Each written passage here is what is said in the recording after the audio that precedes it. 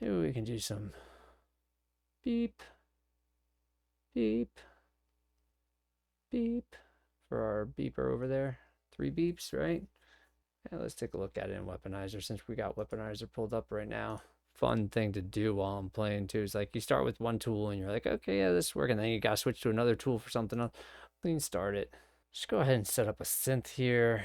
I want to go something like 150 duration.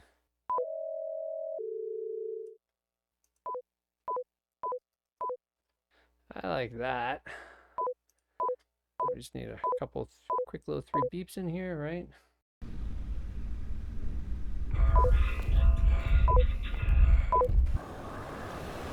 My sync's way off, but that's what editing's for.